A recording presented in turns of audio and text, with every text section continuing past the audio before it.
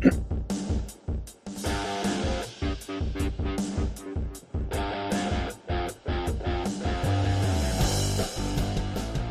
into A to Z Sports Prime Time on this Sunday, April the 27th. Happy Sunday post-draft to you all. Congratulations. You made it through draft week. We are excited to talk about this new draft class. There's a lot of fun stuff to work with here.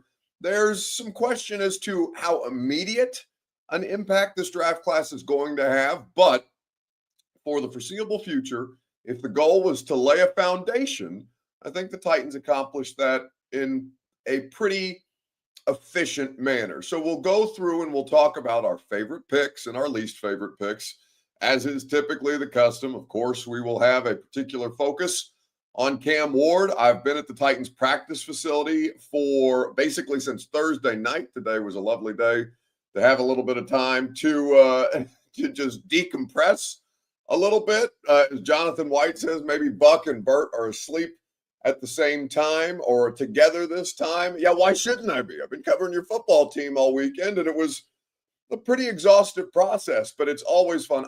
I so enjoy the draft. I so enjoy the actual draft, not the pre-draft bullshit. I could definitely take or leave the 3 months that we have between the end of the football season and the draft itself, where we're just talking about the same things, especially when we've known what's going to be the case for a team like the Titans for quite some time. But I do so enjoy it. I love seeing how what a life-changing moment it is for a lot of these players and their families. I love seeing how teams reconfigure, reload, and try and get after one another. And the draft is now at a perfect conclusion for us to set up to talk about the future and the present of the Tennessee Titans. Before we get started, I need you guys to share the broadcast around on Facebook, YouTube, Twitter, and on Twitch if you would like to get involved. If you're hanging out on Facebook Live, you can share now to public. If you're on YouTube and Twitch, like the video, hit that thumbs up button, subscribe to the channel if you haven't done so already. It's going to be a fun football season. You guys know this. Now that you have officially got your draft class in place, and there is going to be some post-draft free agency stuff, and the UDFA situation is also pretty promising. That is something that we can talk about a little bit tonight and maybe expand more on radio tomorrow. It's going to be a more exciting football season than you've had to look forward to in quite some time. Whether they will end up being good or not, too early entirely to tell just how much better this football team is going to be. But for the purposes of what you needed to accomplish, I don't know how you could be a Titans fan and not come away with a pretty comfortable feeling about what your new front office structure was able to pull together. And we talked to everybody from Mike Borgonzi to Brian Callahan to Reggie McKenzie, Dave Ziegler, and the senior national scouts for both the West and East Coast across the course of this weekend, as well as Zooming with all these new players who we've gotten a chance to know just on the front end. And then this week, we're going to have vets made available. There will be a Borgonzi and Brinker recap press conference tomorrow, which I'll be able to cover for you. And then we'll come back on primetime and recap. That's going to be a fun week in the post-draft aftermath, for lack of a better term.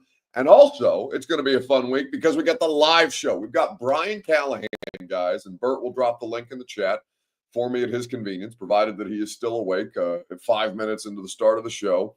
Brian Callahan, Titans head coach, is going to be on stage with me, with Greg Cosell of NFL Films, breaking down the tape. In fact, Brian just texted me about an hour ago saying, oh, that's Bruce Feldman. Where's Brian Callahan? There he is.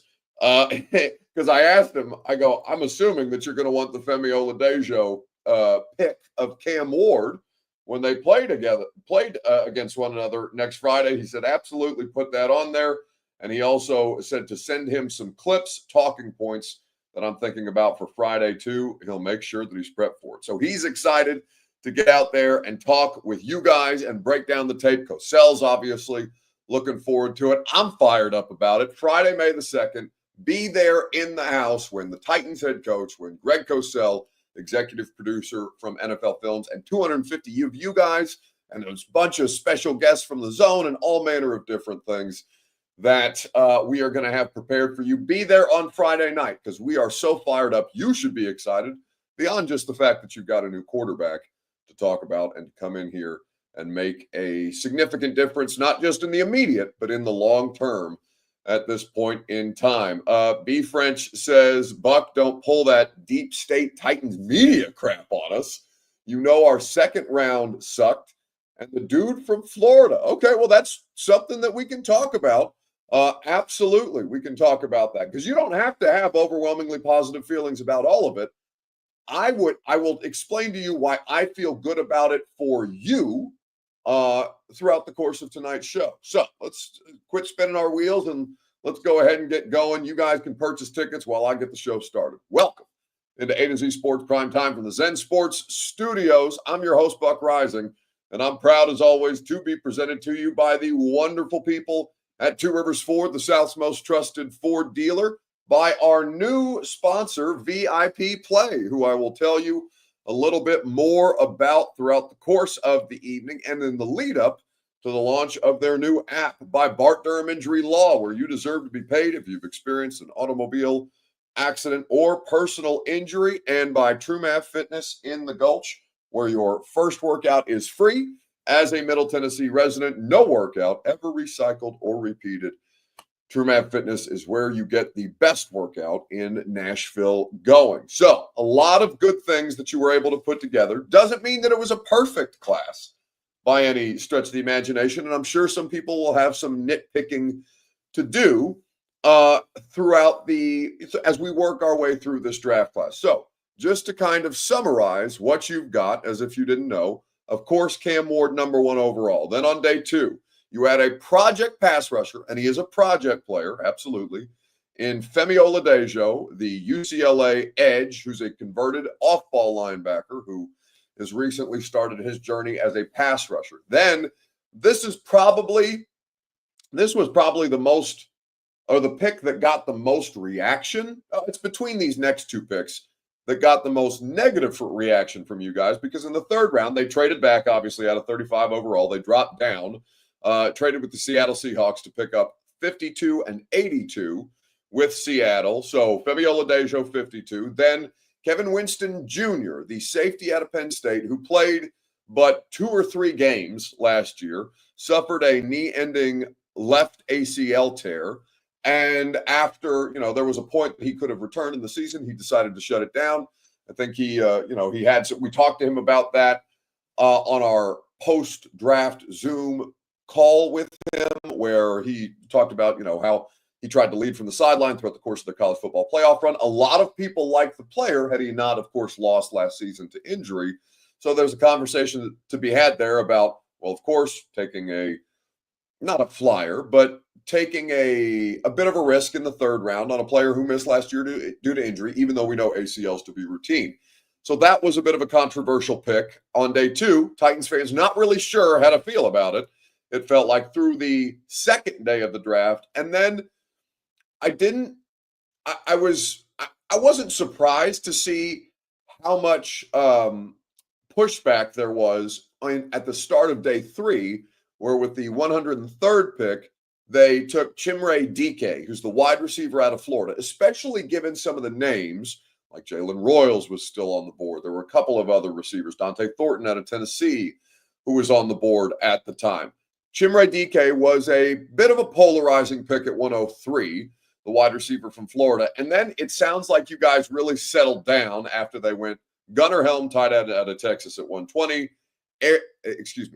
Not Eric, but Alec Yomanor out of Stanford. I'm sure that I have to work on my pronunciation there, but I'll get better with that. Jackson Slater, who's a smaller school prospect, an FCS prospect, but somebody who I could honestly see starting once they move on from Kevin Zeitler on a 1-year deal, the guard out of Sacramento State. He's one of the players on Bruce Feldman's freaks list, college football freaks list, athletic freaks list. And in fact, Bruce Feldman will join us tomorrow morning on the radio show. So we'll look forward to that. And then there are 2 6th-round picks, Marcus Harris, the corner out of Khalel Mullings, who's named for Superman, not Clark Kent, but as Khalel explained to us yesterday on the Zoom call, Khalel, his parents just took out the hyphen from Superman's, is it Krypton that Superman is from? Is that right, Bert? Do you know that off the top of your head? I don't know my DC comic history that way, but I believe that Kal-El is Superman's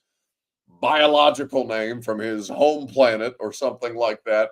So it was an interesting draft class, a lot of interesting guys to talk to as well. But the point being, felt like you guys came away from day 3 feeling like they really rounded out a foundational draft. Again, that's what this is. This is not instant impact, but it is a foundational draft class. And that's kind of the place that you have to approach this from. So now that you've got the layout of the draft class, and now that you've heard more, okay, Bork says of Superman or of Kal-El that it's his birth name. So I guess, again, regardless of whether I got the home planet correct, that is the original name of Superman before he was given his gentrified name of Clark Kent. But either way, that's your draft class at this point in time.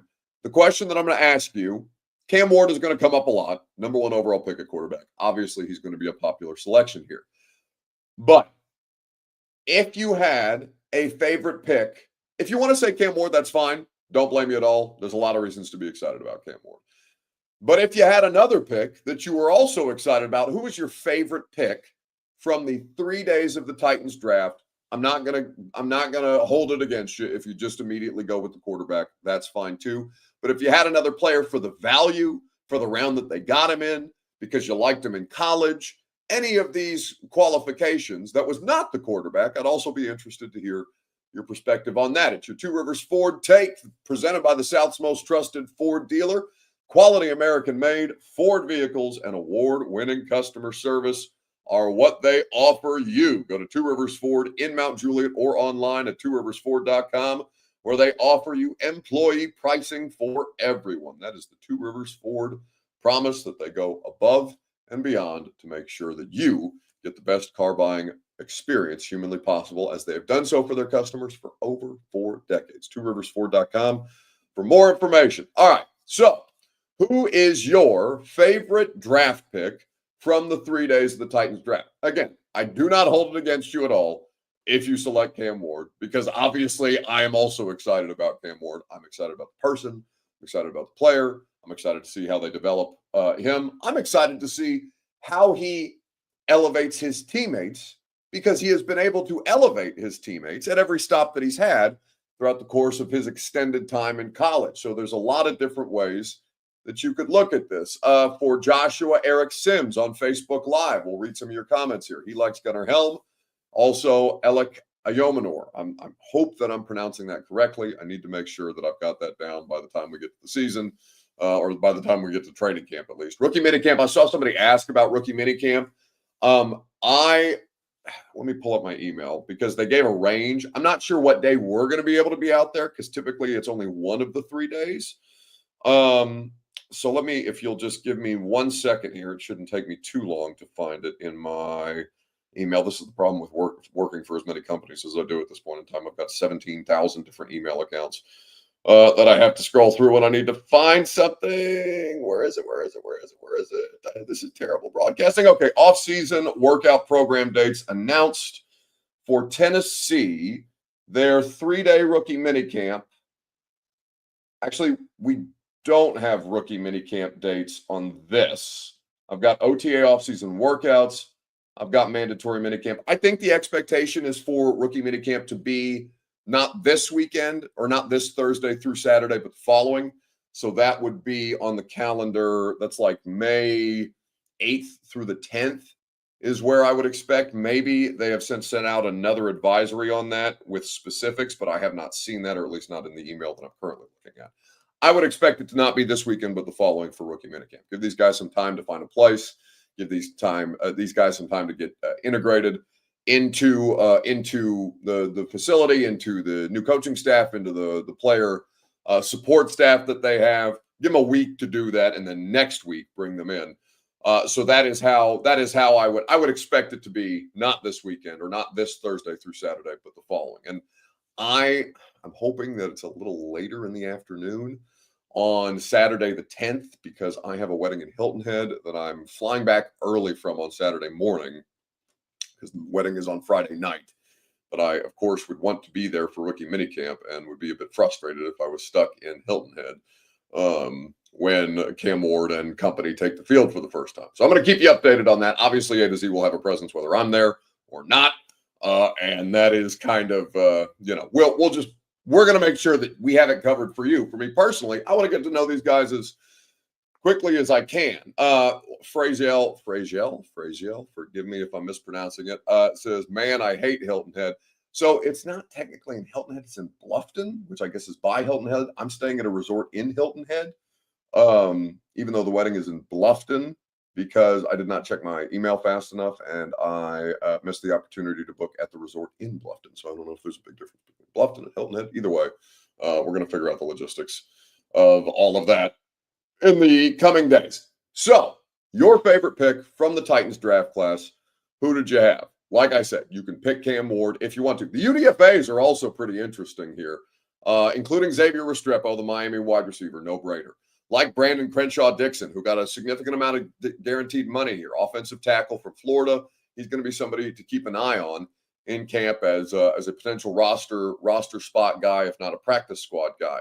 There's also Isaiah Reichs, the defensive lineman out of Auburn. It's a thin defensive line group. They obviously did not address that in this class other than, they added a front seven player in Femi Oladejo, but they still have a pretty thin interior defensive line group with what they currently have on the roster. Weren't going to be able to solve all of these needs, but you understand where you're still going to be able to pick at some of the weaknesses or some of the more thin spots on the roster. So what was your favorite at this point in time? Vernon Sanford says, can we submit questions for the install? Yes. All you have to do is donate to Home Street Home, send me the receipt, and show up and ask your question. That's how it's going to. Now, if you also want to hear, if you can't be there, because I know some of you guys can't be there. Again, if you're not familiar, we're doing a live podcast with Titans head coach Titans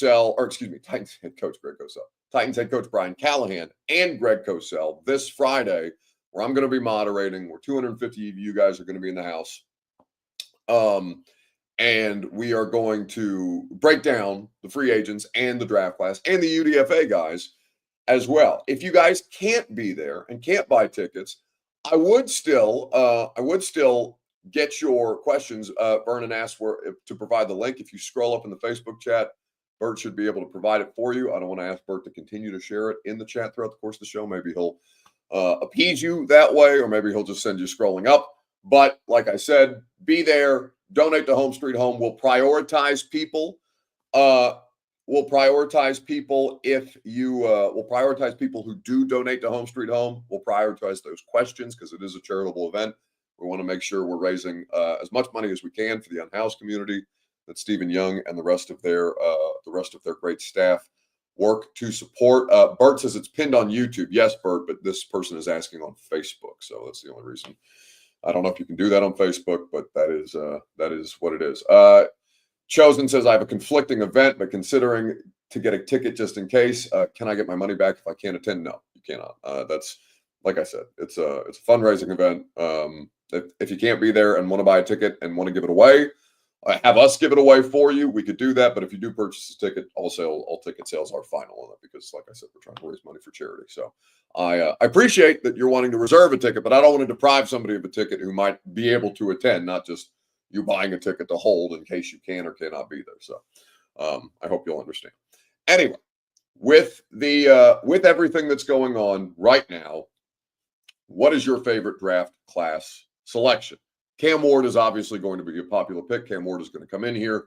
He is going to be, when they talk about changing not just the foundation of the talent of the football team, but also the foundation of who this football team is, Cam Ward immediately gives it an identity the moment that he sets foot in the building. So I am looking forward to seeing how he goes about elevating his teammates that way, because God knows this team is in desperate need of a franchise changer, and that is something that we are going to see. I think him bring in somebody who I'm also excited about is Gunnar Helm. Gunnar Helm is the tight end out of Texas. I think he's a very rookie quarterback friendly option. How he works into the room, Josh Wiley, Chikakonkwo. You've got some former UDFA guys hanging around there. You've got David Martin Robinson.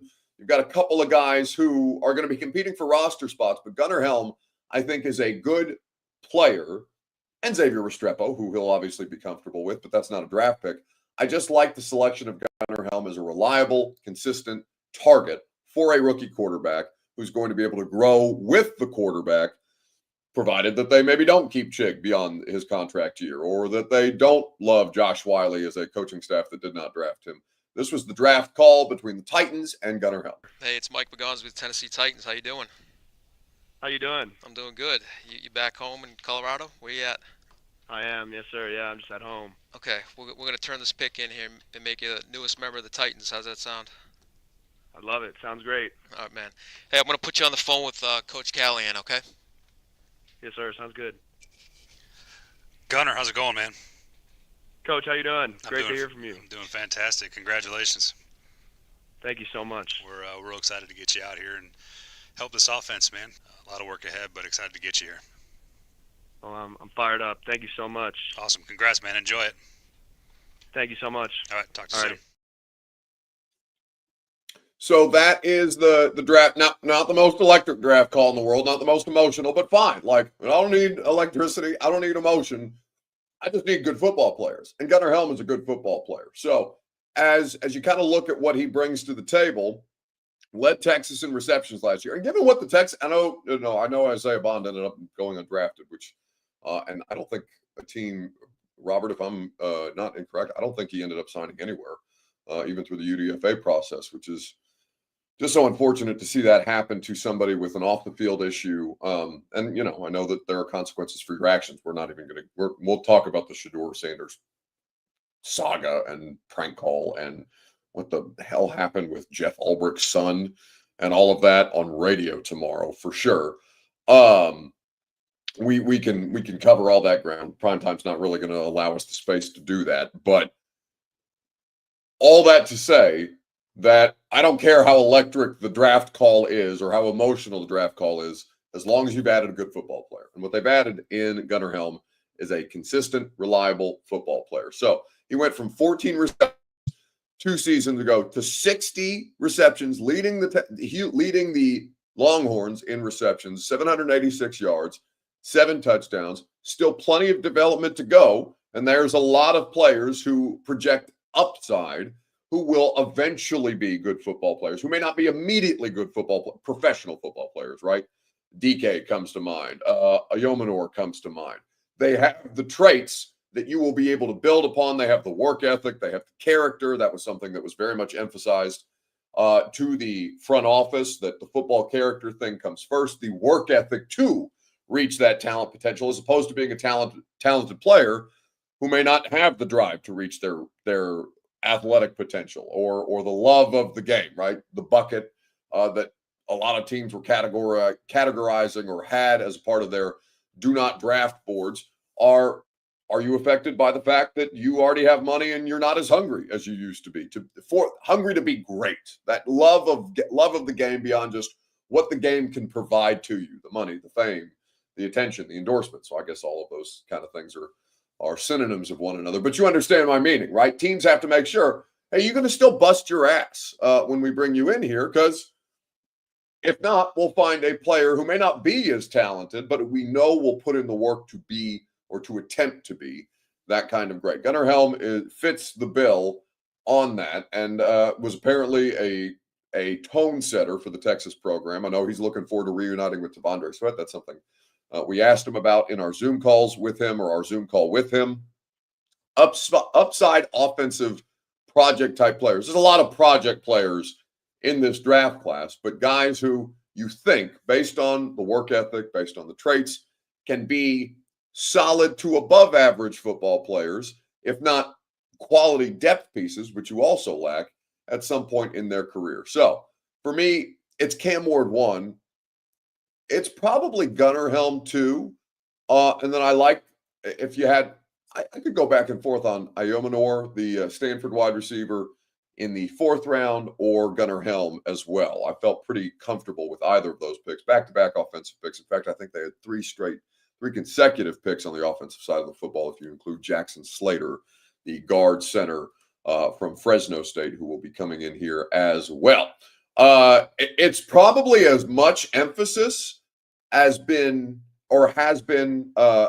it's as much emphasis as has been placed on offensive skill talent in any one draft that I can think of.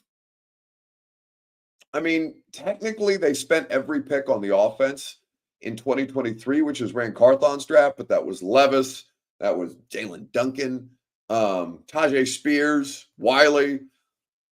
Those guys, it's not quite as. There were obviously the emphasis on a quarterback and supporting the quarterback at the time, but now that you've got your number one overall pick at quarterback, then you go through the defensive players that you do on day two and say, all right, how can we round out pieces that are going to help ultimately support the rookie quarterback? And I think they did that rather nicely. They may not all play out, right? They may not all pan out or end up being Pro Bowlers or anything like that. But I think that you've gotten quality foundational players who also project upside in years to come. And it sticks with the theme of patience over panic, where they're saying, listen, guys, we're not going to be Super Bowl contenders in 2025. But what we can do is we can build a quality football program. We can raise our floor and then start to build upon that floor in the years to come, provided that Cam Ward takes the steps that we need him to and the coaching staff develops these players properly and advance the future of the Titans, not just the present of the Titans. While still advancing the present of the Titans, because the Titans were the worst team in football last year. I'm cautiously optimistic about their draft class. And so I would look at it and say that those were probably a couple of my favorite picks at this point in time. We'll get to some Cam Ward audio as well at the end of the show. In fact, why don't we get to some Cam Ward? Because, the answer is Cam Ward. The answer is absolutely Cam Ward, but I'll tell you more, or I'll show you more about Cam Ward here in just a second, right after I tell you about our new partner on the show, VIP Play. So the VIP Play experience and the VIP guarantee are something that you guys are going to be excited to find out more about. They have not yet launched the app, but the app is coming soon, and they just want me to tell you more about what you will be able to get on this app so you can look forward to it. They're going to offer you 200 plus leagues to wager on, all of your favorite bet types, live now betting, but you've not experienced live always on VIP Play. They're also going to have the VIP Players Club sweepstakes, where every bet you make on VIP Play gets you entries into their monthly sweepstakes, where you'll earn one entry per bet, one entry per dollar bet, and 10 times your entries on parlays. There are so many great things about the VIP Play app, which is coming soon to Tennessee exclusively. To learn more and claim your early welcome bonus or VIP Players Club status, head to VIPPlayapp.com. Gambling problem? Call 1-800-889-9789. Must be 21 plus and located in Tennessee to bet. VIPPlayapp.com for more information. And you can look forward to the VIP Play app very soon near you. But if you had to ask me which player that I'm most excited about, the player I'm most excited about is 100% young Cameron Ward. You see Pete over there watching us? Yeah. He want me, he don't want you. Who you think close to a ring out of Tennessee, Cleveland, and New York? Whichever one draft Cam Ward. Play football. That's the only thing I want people to know me as, football players. When they search up Cam Ward, we say American football. Come on, man. You know you ain't first. You thought we're number one, you were number two. Left. They gave you a completion percentage award, and all you did was throw check downs and bubble screens. That's actually crazy. If I did that, my completion percentage would be 90. I'll do what my team needs to win. If we got those screens, those screens. So why you ain't doing it in the bowl game? You know you got that out politics, right? You know you got your first. You the first man to get an award during the game. You could be generational with no Super Bowls. I'm gonna be generational about 4, 5 and things, and I'm good. I'm out the league. I'm going home to my son and my daughter.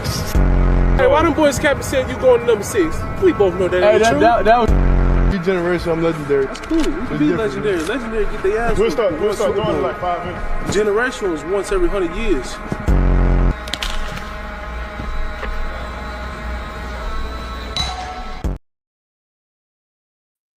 Ooh, babe. Cam Ward. I don't know what he's going to be as a professional football player, but I'm excited to cover him. I'm excited to see. I'm excited what he brings to learn more about him up close and personal. I've heard the stories, right? We've all heard the stories. We've read about this guy ad nauseum, at length. C. Rich also points out that Cam Ward and Shedeur Sanders are friends. they get along. Like, that sounds like just Cam Ward dogging him out and shitting on him and all these different things. They have mutual respect, and I thought Cam Ward was very mature when we spoke to him on Friday. Obviously, we haven't done a primetime show since then where we had the whole War Moon situation. That's obviously that. In fact, Bert, that might be the Sunday Funday if you can go grab that from the Titans Twitter account, if you would be so kind. I didn't think about that earlier, but I couldn't remember. I didn't think about the last time that we talked to you guys about all this, because obviously the Warren Moon situation was cool too. But we had Cam Ward flew in Friday, met with the media Friday, did a press conference Friday. Shedeur Sanders obviously hadn't been drafted on Friday. Now, we had no idea that Shedeur Sanders would not be drafted until the 5th round by the Cleveland Browns, who would take Dylan Gabriel before Shedeur Sanders. That 5 quarterbacks would go before Shedeur Sanders is batshit crazy, and there's a bunch of different theories out there as to why.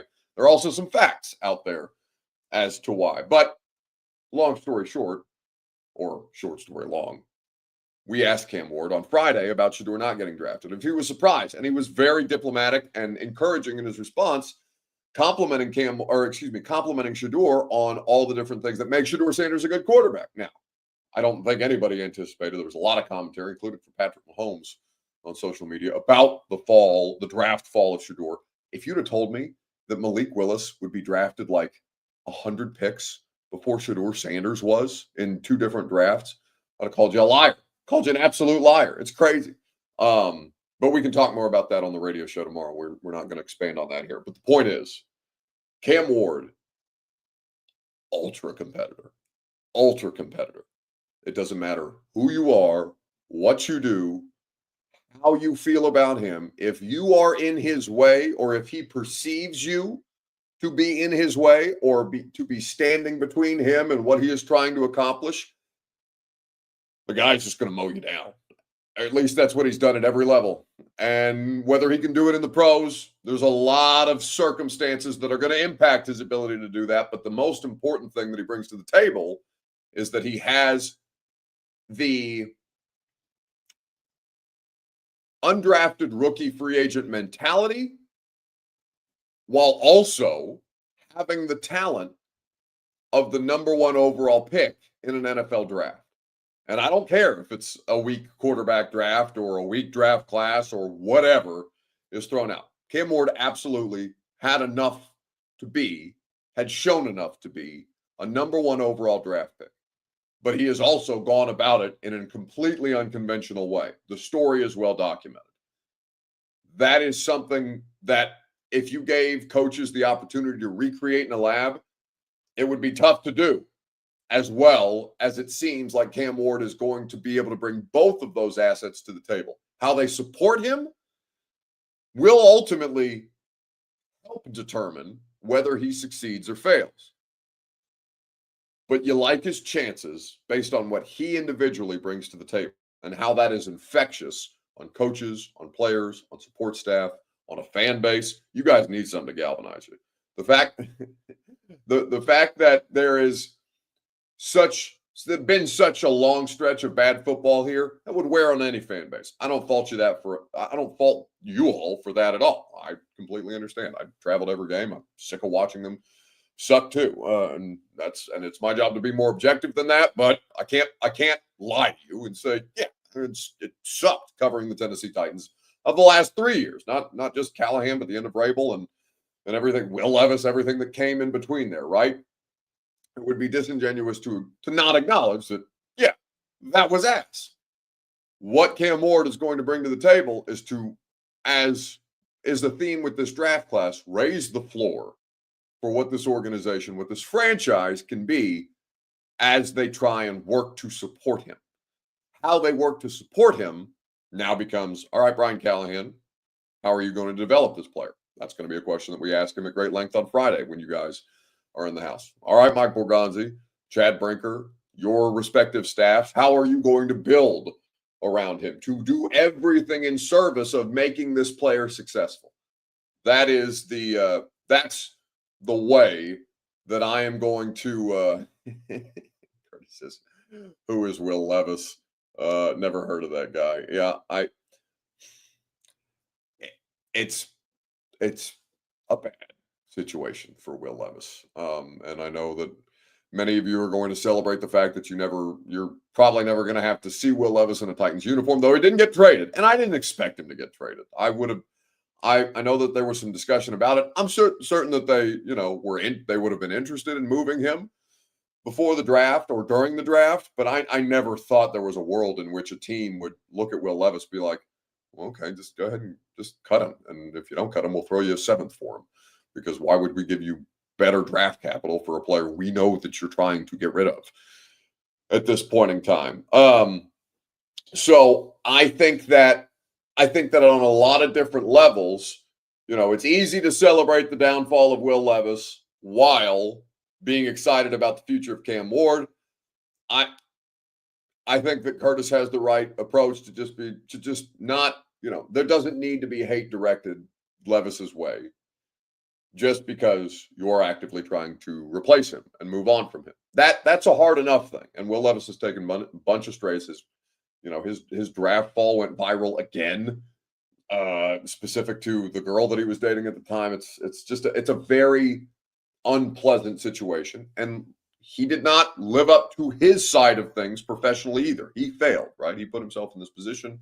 But I don't think that it needs to be, at least from my perspective, I don't think it needs to be gratuitous for Will Levis. It can be excitement for Cam Ward without being hate for Will Levis. And I hope that that's the approach that most of the fan base will bring. And I think most of you will be responsible that way. Because like I said, I've said this a million times over. I wouldn't wish the situation that Levis went through last year on anyone, even though I understand that he is as responsible for his own failure as anybody else is. Anyway, we don't have to talk about him anymore, which is probably the best thing that I can say for you guys at this point in time. Anyway, as you look at the Titans, I've asked you your favorite draft pick. Which draft pick left you with the most questions? You don't have, you can actively dislike one of these draft picks. Nothing's to stop you from doing that. You don't have to love everything that your team did during the draft. If you had a favorite draft pick, which was your least favorite or the one that you had the most amount of questions around of the 8 picks that they ended up making? Actually, they ended up with 9, right? 9 total after the second round trade. Let me just confirm how big this draft class actually is, right? 2 6ths, a 5th, 2 4ths, 3 4ths actually. So it ended up being 9 draft picks total. 9 draft picks for the Titans. Who was your least favorite or who was the most questionable to you based on what they ended up doing? Let me know in the comment sections, Facebook, YouTube, Twitter, and on Twitch. If you would like to get involved there, we will discuss at length together right after I remind you that the Primetime program is made possible by the wonderful people at Bart Durham Injury Law, because they're there to help you. They're there to get you the payday that you deserve. And if you've been a part of an automobile accident, whether it's big truck, normal car accident, any number of ways that they can help you, or if you sustained a personal injury where you feel like you deserve compensation, Bart Durham Injury Law is there to provide you that resource to be able to work through, all right, what do I actually deserve here? What's fair and what is equitable? Bart Durham Injury Law has done this for so many clients over the course of 75 plus years, both in Tennessee and in Kentucky. So if you feel that you are in a position to regain financial compensation for your injury, personal or automobile related, call them or go online to bartdurham.com for more information, learn more about what they offer, learn more about their case results, and even get a free consultation again, at bartdurham.com. All right, so who's your most questionable Titans draft pick out of the 9 players that they ultimately ended up adding? I think there's going to be a variety of different answers here because Patrick Bird says Ayomanor, which is interesting because I think a lot of people looked at him as the best value for what they ended up adding based on the skill position players that they did add. I think I saw a lot more positive for him than negative, though you're welcome to dispute that. Now, the thing that's in Ayomanor's favor is his 2023 tape against Travis Hunter, where he just absolutely slaughtered the number 2 overall pick in the draft. And he didn't just do it against Travis Hunter. I can look up the exact statistics for you. He ended up making a lot of plays that day. Stanford upset Colorado. That was when Colorado kind of started better than we expected them to and then petered out, ended up being a 4-win team in 2023. Yomenor's tape against Travis Hunter, who didn't have his best day, and frankly didn't have his best effort day in that game, is excellent. Travis Hunter is obviously playing in the AFC South. He's a Jacksonville Jaguar. You'll see him twice a year. Now you've got Cam Ward to go against him, but you've also got a guy who's had a proven track record of success against him. Maybe it doesn't look like that every time the Titans play the Jags, but it does give you some advantages there on tape that you can see this guy's got the level of the skill set to play against the number 2 overall draft pick, even though he ended up being, Yomenor was a 5th-round pick or a 4th-round pick. He was a 4th-round pick. He was the 3rd of their 3 4th-round picks after DK, after Gunnar Helm, and before Jackson Slater, the 5th-round guard. So I'm surprised to see a comment. You can take whatever position that you want, but I am surprised to see that particular one at this point in time. Benjamin Buck says, is DK called DK? I know it's going to be frustrating because DK immediately makes you think of DK Metcalf. Now, this guy is not DK Metcalf. And honestly, he's probably Chimray DK, the wide receiver out of Florida, transfer from Wisconsin, 2 years at Florida after 2 years at Wisconsin.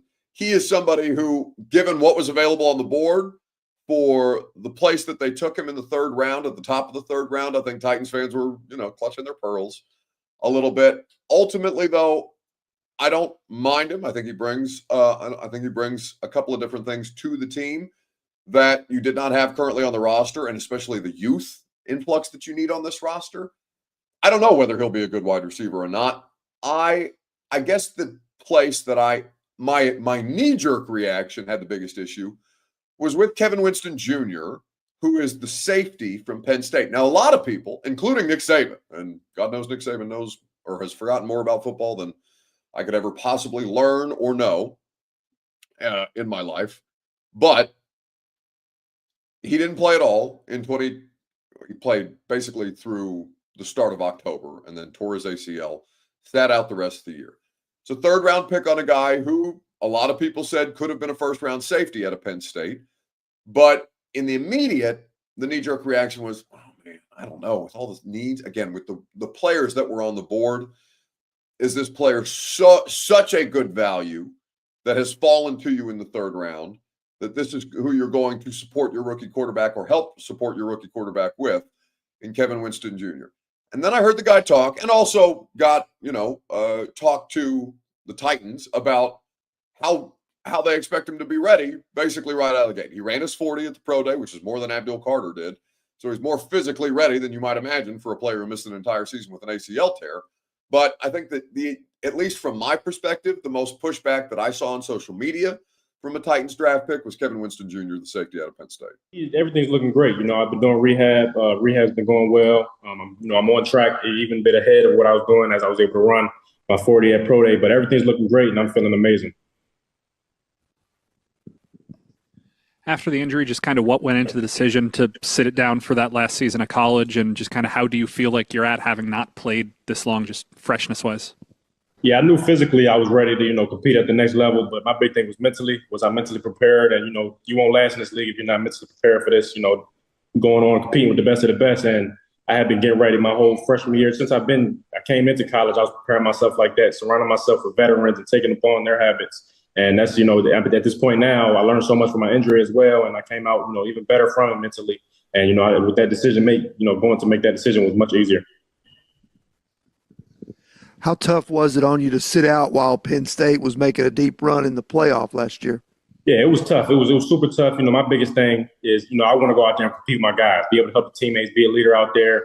But, it's hard, but I have to suck it up. And, at that point, I have to be a leader regardless if I'm on the field or not. And I was happy. I was happy and felt good with the fact that we, made it that far in the season. And, when I came out the field, I truly feel there was no drop off. Guys came in and, they picked up right where we left off, and we had a great defense no matter what. Now, that's Kevin Winston Jr. It's a part of his Zoom call with us after he was picked. And in the immediate, again, based on who was on the board, opportunity cost with the needs, and you try not to get too married on the needs, because that's clearly not what they did, right? They are a team that needs quality leadership players. If you close your eyes and listen to some of Kevin Winston Jr. again, and it's not just the fact that they were both third-round picks, but tell me that you don't hear Kevin Byard with a deeper voice when you hear Kevin Winston Jr. talk. Everything's looking great. I've been doing rehab. Rehab's been going well. I'm on track, even a bit ahead of what I was doing as I was able to run my 40 at Pro Day. But everything's looking great, and I'm feeling amazing. I could not unhear it once that's how my ear recognized it. Like, oh, this guy carries it. And, it's a Zoom call after he's drafted, before he's played a snap of football, after having not played much football, hardly any football in the calendar year leading up. I don't want to get ahead of myself. But as you talk about positive influences on the locker room and players that you think are going to elevate this team, maybe not immediately, but in the long term. Now, I know KB had an immediate impact. But once my ear caught that, I'm like, at least he carries himself that way. And you need, as you try and rebuild not just the football team, but the culture of the football team, you need guys like that who have experience, who were team leaders, who are also good football players. Like, you have to have more talented football players than what you've had in these last 3 years or 4 years, as the roster kind of depreciated over the course of time. I'm not saying that he's going to be Kevin Byard. I would not say that KB was an all-pro. KB is a very special player who's a player who is going to have a long NFL career, who has had a long NFL career for a bunch of different reasons beyond just his talent. But leadership qualities, intangible qualities, were almost as important here, or arguably as important here for this front office to add, as the actual instant impact of the player. And so with that theory in mind, at least I get the idea. Whether I have no idea what Kevin Winston Jr. is going to be. I know he's a good college football player. I know he was a good college football player prior to the injury. Let's see where he ends up. And you don't have to, because I see comments like, oh, he's going to be an all-pro safety. Oh, he's going to 6 Pro Bowls. Oh, give him number 31. Let's not do that. Let's not do that. Okay. Zach Garinger says, Buck, live on the edge. Go ahead and say he's the next KB. No, I'm not going to do that, because that would be disrespectful to Kevin Byard. And I have a great amount of respect for Kevin Byard as somebody who I covered his entire career here. As far as who he is, though, there's a lot of that intangible stuff that reminds you of Kevin Byard. And that is something that this locker room has lacked. Cam Ward brings something to the table that the Titans didn't have. Kevin Winston Jr. brings something to the table that the Titans didn't have. Titans do have leaders in that locker room. Jeff Simmons is a leader. He leads in a different way. He's more a hype guy. That's fine. That you need guys like that. You also need somebody who can break up the tension, like Taylor Lewan. Lewan wasn't your conventional locker room leader, but he was a front-facing representative of the locker room who also brought levity to the situation while also playing at a high level. Like, you need a bunch of different personalities to coalesce to round out the group so that the locker room ultimately governs itself. And so I guess what I'm trying to say is that even though value proposition or opportunity cost may not end up being one-to-one or as seamless as you want it to be or as immediate as you want it to be, even the players that you could nitpick or the picks that you could nitpick, I like at least the approach that they've taken. We will wait to see what they produce. That's kind of where I'm at with that at this point in time. All right, a little bit of Sunday Funday. It was a fun weekend across the board. We've had a fun show tonight. We're going to do it for 3 more hours tomorrow. We're going to have Bruce Feldman from The Athletic, who not only has draft reporting and observations, he's going to have a lot of good information in a story that he's going to publish tomorrow morning on The Athletic. He's going to join us at 10:20. We'll talk about that. Titans drafted one of the players that was on Bruce Feldman's college football freaks list, which is also a good thing, and we'll dive into that. So that'll be something we look forward to. We've also got Brian Callahan on the live podcast this week with you guys on Friday night. Get your tickets now, 1045thezone.com. I will tell you the exact amount of tickets that I have left. Okay, so you guys know. Because it's not, we had 300 total. I've got 52 remaining. Okay, 52 tickets remaining for the Install Live with Brian Callahan, with Greg Cosell for you guys. Now, I know some of you guys were waiting to see if you actually drafted this quarterback. Now is the opportunity for you to get them. They're only $36. The charity that we are supporting this year is Home Street Home, who helps to work the unhoused community. And it is not something that you can find. And I don't just say this to gas myself up or to gas, you up or whatever, but you don't have this anywhere else in the country. I get texts from people in Buffalo, people in Cleveland, people who cover teams and work with teams and work on the media side of things. Like, how did you pull this off to get a head coach, a GM last year and a head coach this year to do a live podcast with you a week after the draft and to actually be engaged and excited about it? But we just got a unique situation here. And Cosell is obviously the reason that we get to do this, because Greg is very much respected. So 1045thezone.com, go get your tickets. We'll see you Friday night. Like I said, just over 50 available. I would expect those to go pretty quickly, because this is not something that you can get anywhere else. And I don't just say that because I'm a part of it. In fact, for those of you who can't stand how much I talk, this is as little talking as I do all year long, because I just sit there, let the smart football people go, get out of the way, make a couple of jokes, put Bert, plant Bert in the crowd to make sure that the jokes land, or to make jokes at me so we can keep the entertainment part of it going. But for the most part, it's as little me as you get all year long, which I know a lot of you are looking forward to and would welcome on a regular basis. I don't blame you. That's what it is. So 1045thezone.com, get your tickets. Bert also has it pinned in the YouTube chat as well.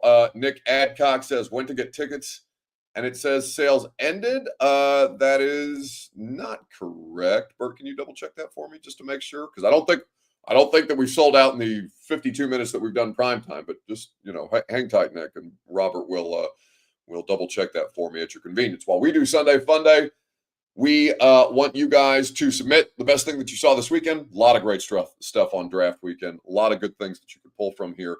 A lot of heartwarming stories, heartbreaking stories in the lead up, but heartwarming stories to see. Bert says that might be an old page.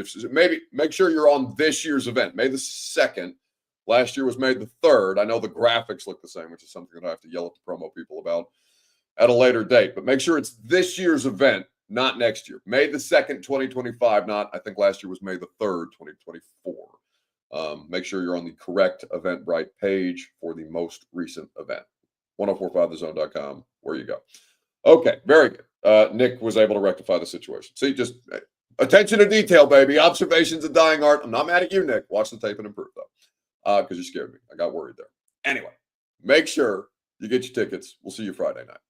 Sunday Funday, the best thing that you saw over the course of draft weekend. Let me know. We'll talk about it. The best thing that I can do for you is tell you where to work out. Get your first workout free at TrueMathFitness.com. No workout ever recycled or repeated. Just the best workout in Middle Tennessee that you could find. Personal training, group fitness classes. If you sign up for a membership and you want to work out on your own pace, they have an open gym that is top of the line, top notch. Also conveniently located downtown Nashville in the Gulch, North Gulch, TrueMathFitness.com for your first workout free as a Middle Tennessee resident. Bert also points out that one of you guys asked if they were giving away draft guides, and we're not giving away draft guides necessarily, but I actually, it's funny that you bring this up because I have these right in front of me. As a matter of fact, if you guys attend this year's install, in fact, let me take down the graphics so you can see this in full. So Greg Cosell, to make sure that I'm on my shit, Greg sends me his draft evaluations. These are Greg Cosell's notes. This is, who have I got? I've got J.C. Latham. This is from last year. J.C., we have them for every pick, and we will have these for every pick at the table for you guys to review, to follow along with. So we have notes for all of them, but just from last year's event, I guess I kept a couple J.C. Latham, Cedric Gray, Jaquan Jackson, Jalen Harrell, all with thorough front-to-back notes, categories, games that were watched, specific strengths and weaknesses. This is so, I can read you an excerpt from JC's if you want it, from the collegiate prospect evaluation sheet. These are going to be on the table for you. Callahan's going to have these. We're going to put these in front of Callahan, see if he pushes back on Greg's evaluations at all, which is always a fun thing because, there's no perfect way to evaluate a player, right? But it's interesting to have a head coach look at a talent evaluator sheet, be like, yeah, I saw this, agree with that, but that's not necessarily what we saw from this particular player in terms of the strengths, maybe the weaknesses. So it's always a good dialogue.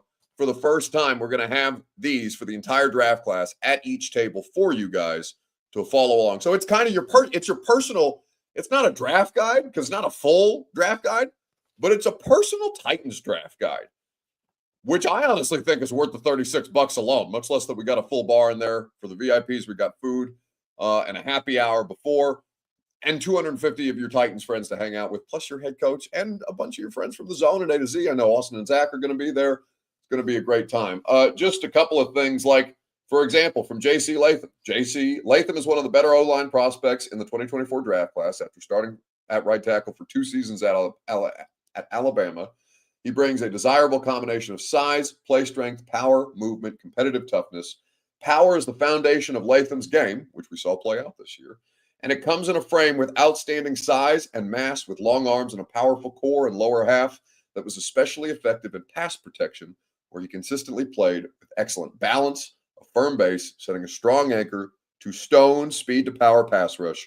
And he showed the needed athletic ability and range with active feet to seal the edge.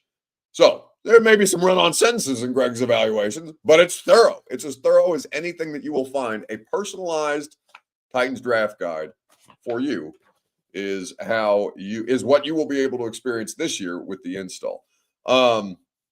Farsender says, I just remember someone on the radio talking about it. Awesome, you guys are giving that info out.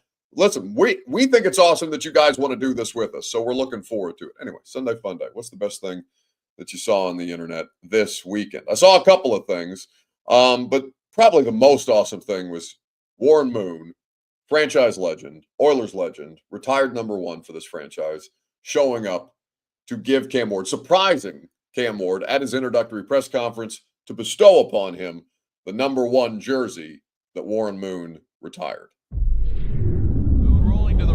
Every step of my journey, 17 seasons in the NFL, 9 Pro Bowls, the first black quarterback in the Pro Football Hall of Fame. I had to prove the doubters wrong. This is the franchise where I got my shot at greatness, and now it's time for Cam to get his.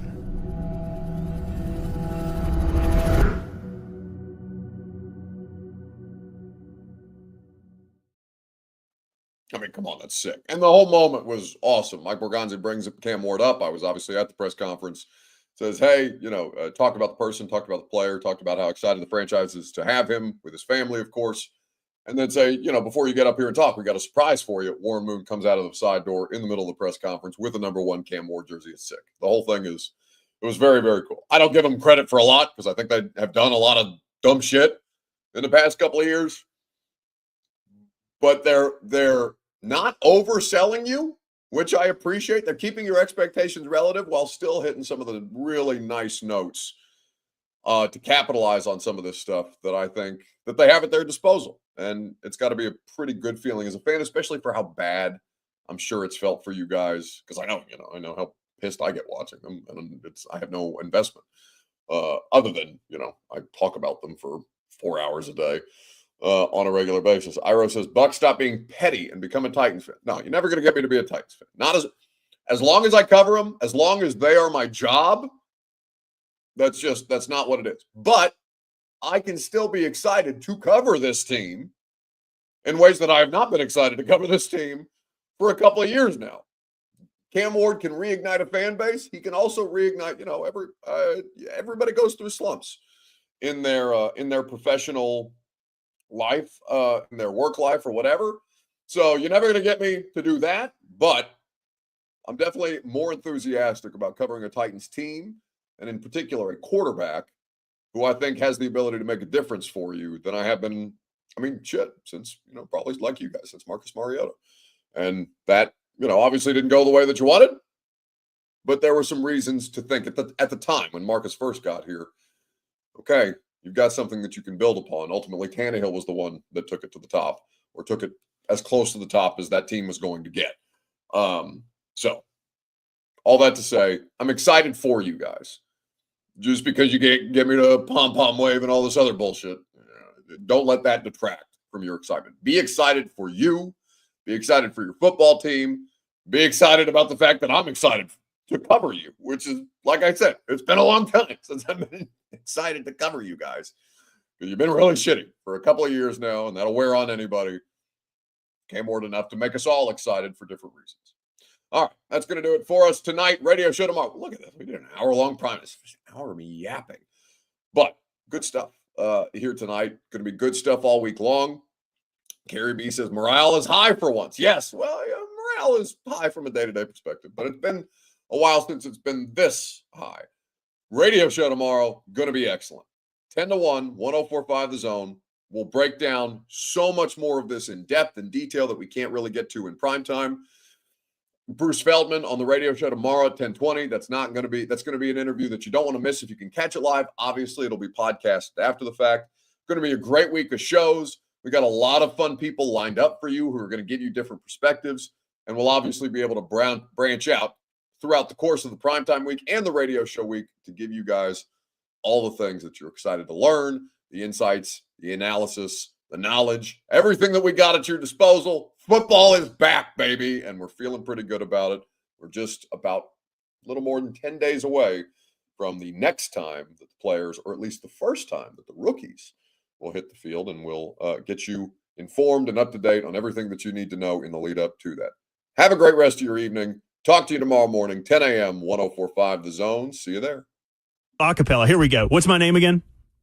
Jonathan Davis. Can you introduce me as if I was like on Saturday Night Live? Yeah. Like it's Saturday Night Live. No, it's Bonnaroo week. Let's do it like he's the headliner. He's headlining Saturday night at Bonnaroo. Ladies and gentlemen, Jonathan Davis. Sometimes I cannot take this place. Sometimes it's my life I can taste. Sometimes I cannot feel my face.